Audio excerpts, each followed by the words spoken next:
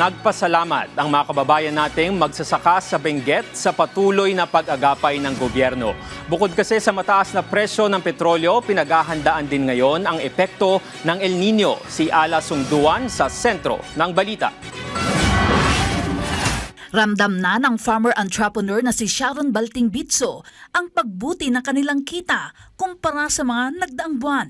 Nakakabawi naman po ng konti ang mga farmers kasi medyo bumaba yung presyo ng gasolina at saka meron na rin mga umaakyat na bumibili ng mga product natin.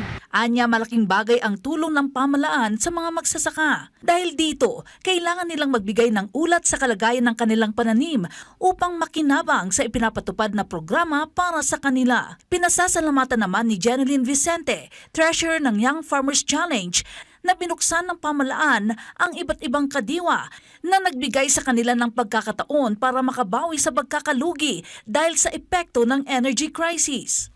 So far naman, medyo at least naman compared sa previous, may pagkaibahan naman po.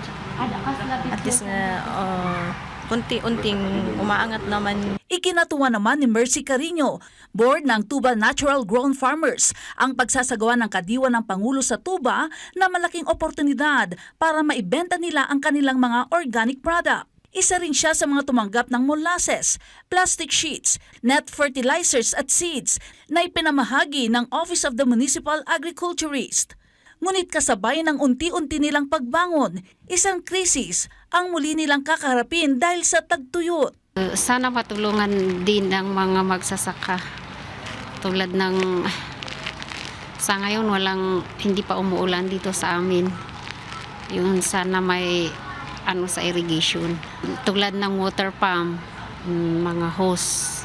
Samantala, sunod-sunod ang mga aktibidad ng National Irrigation Administration Cordillera para matulungan ang mga magsasaka sa panahon ng tagtuyot, gaya ng kanilang pag-award sa operation subsidies sa 3 Irrigators Association sa Tuba para sa pagmintine at operasyon ng kanilang irrigation system. Nagsagawa sila ng maintenance activity sa mga pasilidad sa Upper Chico River Irrigation System, kasabay ng scheduled irrigation cut-off bilang paghahanda sa inaasahang cropping season.